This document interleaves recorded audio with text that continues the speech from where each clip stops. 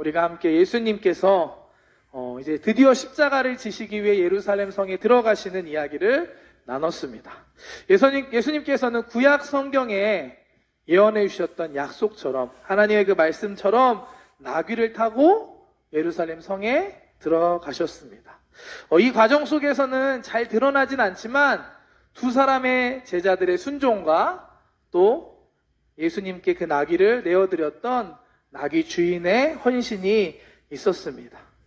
이 순종과 내어드림이 있었기 때문에 하나님의 뜻이 이루어졌던 것입니다.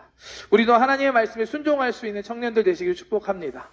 하나님께서 주가 쓰시겠다 하라, 주가 쓰시겠다라고 말씀하실 때 아멘, 여기 있습니다, 나를 사용하여 주시옵소서라고 여러분들의 삶을 내어드릴 수 있는 귀한 청년들 되시기를 축복합니다. 우리가 그렇게 우리의 삶을 주님께 내어드리고 하나님의 뜻에 순종하며 나아갈 때 저와 여러분들의 삶을 통하여서도 하나님께서 놀라운 일을 행하실 줄 믿습니다.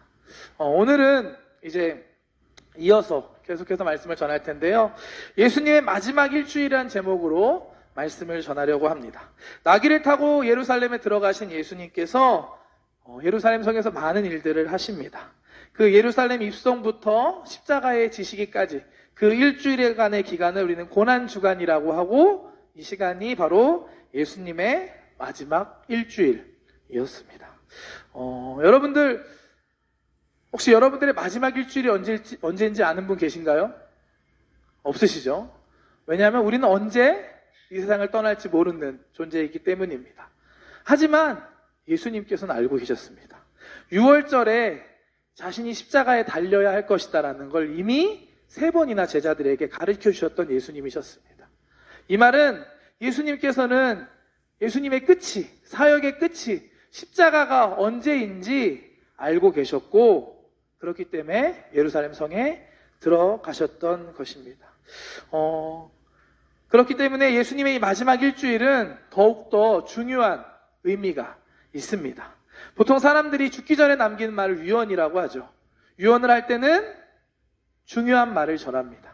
꼭 전해야 하는 것, 그런 이야기들을 남깁니다. 예수님의 마지막 일주일은 저와 여러분들에게 예수님의 유언과 같은 시간입니다. 오늘 마태복음 말씀을 통해서 예수님께서 마지막 일주일간 어떤 일을 하셨는지 한번 살펴보고, 그 안에 있는 예수님의 마음과 우리의 삶 가운데 적용해야 할 것이 무엇인지 한번 살펴보기를 원합니다. 우선 예수님의 그 마지막 일주일 어떤 일을 하셨는지 간단하게 정리를 좀 해보겠습니다. 먼저 일요일부터 시작됩니다. 예수님께서 나귀를 타고 예루살렘 성에 들어가신 그날이 일요일이었습니다. 예수님께서 일요일 날 예루살렘 성전에 들어가시고 일주일의 시간이 흐른 다음에 그 다음 일요일 새벽에 부활하시게 됩니다. 예수님의 마지막 일주일이 이제 시작되는 것입니다. 그리고 그 다음날 월요일에는 예수님께서 성전에 들어가셔서 성전을 청소하십니다. 그리고 그 다음날에는 유대교 지도자들과 논쟁을 하시고 그들의 외식을 꾸짖으시는 사건이 있습니다.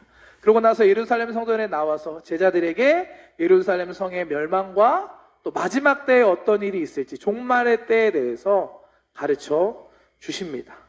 수요일은 특별히 기록이 없습니다. 공간복음에 보면 수요일에 대한 기록은 따로 없습니다.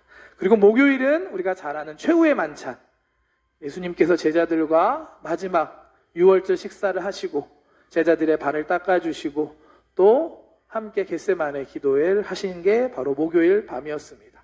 그곳에서 잡히시고 나서 다음날 금요일에 십자가에 달려 돌아가시게 됩니다. 십자가에서 죽으신 예수님께서 금요일, 토요일, 주일 3일 만에 부활하셔서 이제 그 다음 주 주일 새벽에 부활하시게 됩니다. 이게 예수님의 마지막 일주일의 행적입니다. 간단하죠, 여러분? 조금 복잡한가요? 제가 조금 간단하게 정리를 좀 도와드리면 2개로 크게 나눠볼 수가 있습니다. 하나는 예수님께서 공개적으로 많은 사람들을 대상으로 하신 사역으로 먼저 볼 수 있고, 그리고 또 다른 하나는 특별히 선택된 제자들과 함께한 사역, 이렇게 2개로 나눠볼 수가 있습니다. 주일부터, 일요일부터 화요일까지 예루살렘 성전에 입성하시고 성전을 청소하시고 많은 사람들과 논쟁을 하시는 건 예수님의 공개 사역이고, 그 후에 제자들과 함께 하시고 제자들과 식사하시고 제자들과 기도하시는 그 모습은 그 두 번째 후반기 일주일의 사역이라고 볼 수가 있습니다. 대상이 달랐기 때문에 예수님의 사역의 모습도 다르고 예수님의 사역을 통해 드러나는 예수님의 메시지도 다를 수밖에 없습니다. 그래서 오늘 이 시간하고 다음 주일까지 해서 2주간에 걸쳐 이 마지막 일주일에 대한 말씀을 나누려고 합니다. 오늘은 먼저 있었던 공개적인 사역에 대해서 우리가 한번 살펴보고, 다음 주에는 제자들과 함께 하셨던 예수님의 모습을 살펴보려고 합니다. 일요일에 나귀를 타고 예수님께서 예루살렘 성전에 들어가십니다. 다음 날 이제 월요일이 돼서 예수님께서 다시 성전에 들어가셔서 이제 성전을 청소하십니다. 성전 청소라고 해서 쓸고 닦고 우리가 요즘에 하는 소독하셨다 그런 게 아니라 거룩한 성전에 어울리지 않는 그런 것들을 예수님께서 치우셨습니다. 당시 성전에는 동물을 팔고 사는 사람들이 있었고요, 돈을 바꿔주는 사람들이 있었는데 예수님께서는 이들을 모두 다 쫓아내십니다. 말씀으로 한번 볼까요? 21장 12절 13절 말씀 함께 보겠습니다. 시작. 예수께서 성전에서 들어가사 성전 안에서 매매하는 모든 사람들을 내쫓으시며 돈 바꾸는 사람들의 상과 비둘기 파는 사람들의 의자를 둘러 엎으시고 그들에게 이르시되 기록된 바 내 집은 기도하는 집이라 일컬음을 받으리라 하였거늘 너희는 강도의 소굴을 만드는도다 하시니라. 당시 예루살렘 성전 안에는 매매하는 사람들이 있었습니다. 이들은 제사 드릴 때 사용할 동물들, 제물들을 사고 파는 사람들이었습니다. 왜 이런 사람들이 필요했느냐? 먼 곳에서 예루살렘 성전까지 예배 드리러 오는 사람들이 있었습니다. 그들이 그 제물은 동물이잖아요. 살아있는 동물을 끌고 오는 게 쉬웠을까요? 어려웠을까요? 어려웠겠죠. 그렇기 때문에 그들이 돈을 갖고 와서 성전에 와서 그들에게 제물을 팔고 사는 사람들이 있었습니다. 그리고 돈을 바꾸는 사람들도 있었습니다. 다양한 지역에서 예루살렘 성전으로 오는 사람들에게 성전세를 낼 수 있도록, 성전세가 있었거든요. 그 성전세를 낼 수 있도록 각 지역의 돈과 환전해주는, 돈을 바꿔주는 사람들이 있었습니다. 생각해보면 다 예배를 위해서 필요했던, 제사를 위해서 필요했던 사람들이었습니다. 어쩌면 보다 편리하게, 보다 효율적으로 예배할 수 있기 위해 있었던 사람들이었습니다.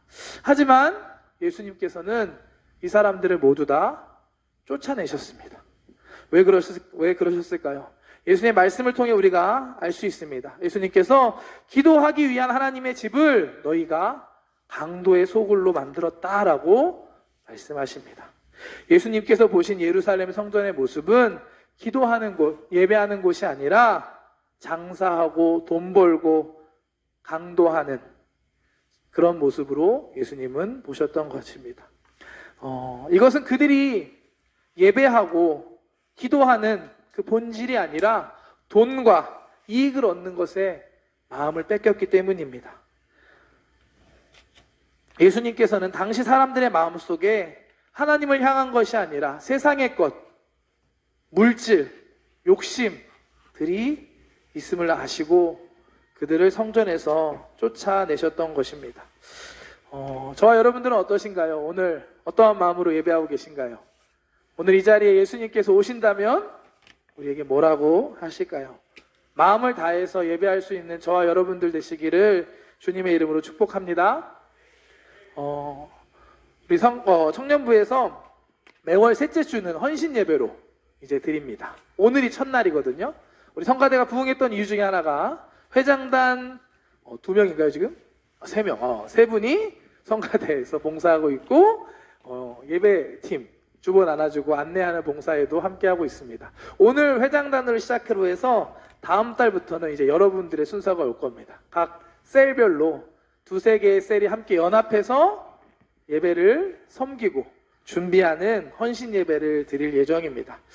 이 예배를 통해 다른 목적이 있어서가 아니라 우리 청년들이 더 우리 예배를 함께하며 함께 만들어가는 예배가 될 수 있도록, 그리고 그 과정 속에서 자기가 드리는 예배를 한번 점검해보고 정말로 마음을 다해서 예배할 수 있는 우리 청년부가 되기 위해서 이런 헌신 예배를 해보려고 합니다. 오늘 우리 모범이 대해서 시작한 회장단 한번 박수 한번 줄까요? 그렇지 않아도 바쁜데 오늘 더 바빠 보이는 모습입니다. 회장단 이제 이번 주 했으니까 다음 달부터 여러분들도 성가대나 헌금송이나 여러 가지 자리에서 헌신으로 함께 예배를 섬겨주시기를 부탁드립니다. 예수님의 이와 같은 행동, 당시 유대인들에게, 특히 성전을 담당하고 있었던 대제사장이나 그런 지도자들에게는 큰 충격이었고 어찌 보면 도전이었습니다. 그래서 다음날 화요일에 예수님께서 다시 성전에 들어오시자 대제사장과 백성의 장로들이 예수님께 찾아와서 예수님께 따집니다. 당신 무슨 권위가 있어서 이와 같은 일을 하십니까? 권위에 대해서 묻기 시작합니다. 여기서부터 예수님과 유대인들의 다양한 논쟁이 시작됩니다. 권위에 대해서, 또 가이사에게 바치는, 로마의 황제에게 바치는 세금에 대해서, 죽은 뒤에 부활에 대해서, 가장 큰 계명이 무엇인지, 율법에 대해서, 다윗의 자손에 대해서 다 하나같이 까다롭고 답하기 어려운 그런 질문들을 통해서 유대인들은 예수님을 공격합니다. 하지만 예수님께서는 이런 유대인들의 질문을 다 지혜롭게, 여유롭게 받아내십니다. 결국 마지막에는 더 이상 아무도 예수님께 이와 같은 질문을 할 수 없는 상황이 됩니다. 22장 46절 말씀 한번 보겠습니다. 한마디도 능히 대답하는 자가 없고 그날부터 감히 예수님에게 묻는 자도 없도다. 결국 예수님께서 논쟁에서 다 승리하신 겁니다. 이 많은 논쟁이 끝난 다음에 예수님께서는 이제 23장부터는 외식하는 서기관들, 바리새인들에 대한 말씀을 전하십니다. 39절에 걸쳐서 예수님께서 계속 말하기 시작하시는데 그 당시 종교 지도자들의 외식에 대해서 지적하십니다. 외식이라는 건 겉과 속이 다른 걸 의미합니다. 당시 유대 지도자들은 겉으로는 거룩한 척 했지만 그들의 속은 그렇지 못했습니다. 예수님께서는 이것들을 정확하게, 아프게 꾸짖으십니다. 23장 23절 24절 말씀 함께 보겠습니다. 화 있을진저 외식하는 서기관들과 바리새인들이여, 너희가 박하와 회향과 근체의 11조는 드리되 율법에 더 중한 바 정의와 긍휼과 믿음은 버렸도다. 그러나 이것도 행하고 저것도 버리지 말아야 할지니라. 맹인된 인도자여, 하루살이는 걸러내고 낙타는 삼키는도다. 박하, 회향, 근체의 11조는 레위기 27장 30절에 나오는 율법에 따라 드리는 각각 식물의 11조를 드리는 걸 의미합니다. 다시 말해서 박하가 이만큼 나왔으면 거기에 따른 11조를 또 드리고, 또 회향이 이만큼 나왔으면 거기에 따른 11조를 또 따로 드리고, 이만큼 철저하게 11조를 유대인 지도자들이 드렸다는 걸 의미합니다. 이처럼 보이는 부분에서는 철저하게 율법을 따르는 것처럼 보였지만 그들의 중심에 정작 더 중요한 정의, 긍휼, 믿음과 같은 것이 없음을 예수님께서 지적하고 계신 겁니다. 하루살이와 같은 작은 부정한 것들은 걸러내지만 정말 중요한 더 큰 부정한 낙타와 같은 것은 삼켜버리는 그런 왜곡된 유대인 종교 지도자들의 모습, 외식하는 모습, 거짓된 모습을 예수님께서 지적하신 것입니다. 23장 1절부터 39절까지 다 이렇게 외식하는 유대인들에 대한 심판의 말씀입니다. 예수님께서는 강하게 그들을 꾸짖으시고 그들에게 심판이 있을 것을 말씀하십니다. 23장 33절 말씀입니다. 예수님의 말씀입니다. 뱀들아, 독사의 새끼들아, 너희가 어떻게 지옥의 판결을 피하겠느냐. 우리 예수님이 어떻게 이런 말씀을 하셨는지, 그렇죠? 하지만 예수님께서는 이와 같이 엄하게 그들에게 심판의 말씀을 전하셨습니다. 더 나아가 예루살렘 성이 결국에는 멸망할 것이라는 말씀을 하십니다. 37절 38절 말씀입니다. 예루살렘아 예루살렘아 선지자들을 죽이고 내게 파송된 자들을 돌로 치는 자여, 암탉이 그 새끼를 날개 아래에 모음같이 내가 내 자녀를 모으려 한 일이 몇 번이더냐. 그러나 너희가 원하지 아니하였도다. 보라, 너희 집이 황폐하여 버려진 바 되리라. 예수님의 말씀입니다. 예수님의 공개 사역, 유대인들을 향한 사역의 마지막은 이렇게 심판의 메시지로 끝나게 됩니다. 39절 마지막에 내가 너희에게 이르노니 이제부터 너희는 찬송하리로다 주의 이름으로 오시는 이여 할 때까지 나를 보지 못하리라 하시니라. 이와 같은 말씀을 남기시고 제자들과 함께 예루살렘 성을 빠져 나오십니다. 21장부터 23장까지의 예수님의 마지막 일주일의 전반부, 공개적인 사역은 전반적으로 당시 외식하고 부패에 있었던 유대인들, 특히 예루살렘 성의 유대 지도자들을 대상으로 하신 사역이었습니다. 그들의 탐욕으로 더럽혀진 성전을 깨끗하게 청소하시고, 또 예수님을 향하는 유대의 지도자들의 공격과 질문에 답하시고, 또 그들의 잘못들을 정확하게 지적하시며 심판의 메시지를 선포하셨습니다. 이와 같은 예수님의 마지막 일주일의 사역, 우리가 말씀을 통해 볼 때 우리는 중요한 사실을 깨닫게 됩니다. 당시 유대인들의 잘못된 모습을 볼 때 우리는 그 안에 우리의 모습이 있음을 인정하지 않을 수 없습니다. 저도 이 말씀을 준비하면서 마음이 쉽지 않았습니다. 사실 마지막 일주일에 대한 말씀을 전해야지라고 정하고 말씀을 일주일 동안 계속 묵상하면서 봤는데 말씀이 심각한 말씀이더라고요. 그 말씀 앞에 저도 피할 수 없는 사람이었습니다. 성전에서 매매하고 돈을 바꾸던 사람들처럼 정말 우리는 중요한 본질을 잊진 않았는지, 나는 어떻게 하나님을 예배하고 있는지 우리의 모습을 돌아보는 이 시간 되시기를 축복합니다. 또 예수님께 자신들만의 논리로 예수님을 공격했고 논쟁했던 유대인들처럼 하나님 앞에서 내 뜻을, 내 생각과 내 판단을 포기하지 못하고 있지는 않는지 우리의 모습을 돌아보아야 합니다.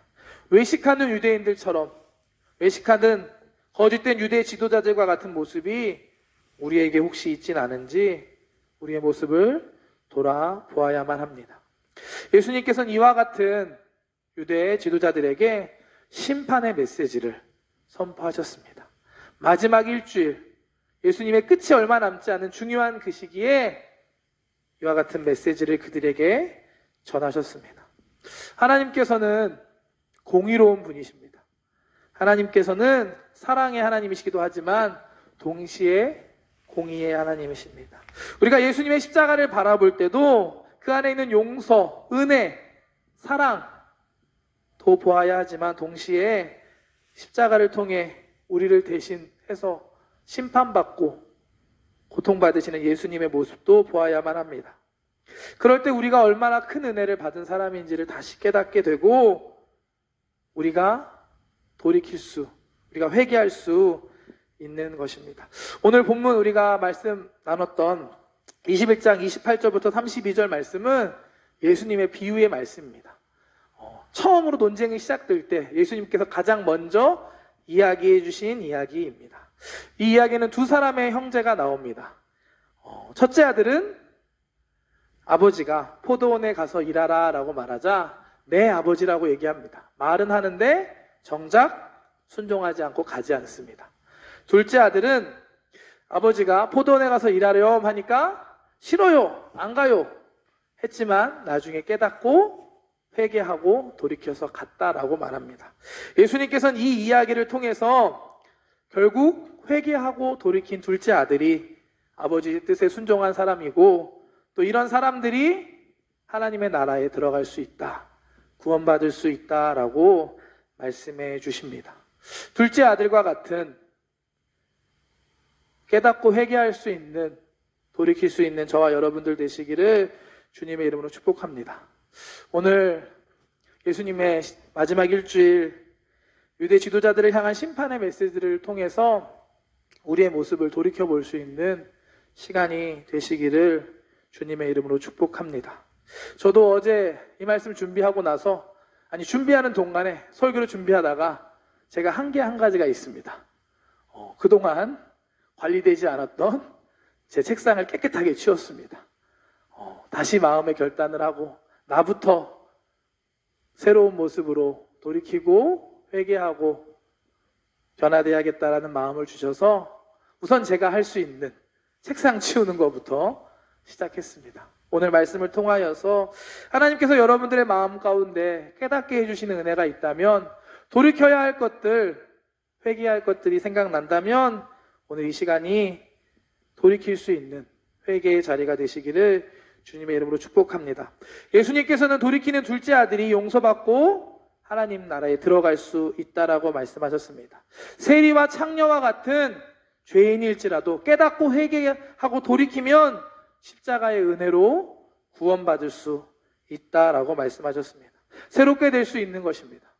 우리가 돌이킬 수 있는 이유는 예수님의 십자가가 있기 때문입니다. 십자가의 그 은혜로, 믿음으로 이 시간이 정말로 하나님 앞에 돌이킬 수 있는 시간 되시기를 축복합니다. 이제 찬양하고 기도할 텐데요, 솔직하게 하나님 앞에 나아갈 수 있는, 십자가 앞에 나아가서 우리의 모습을 돌이킬 수 있는 오늘 이 시간 되시기를 주님의 이름으로 축복합니다.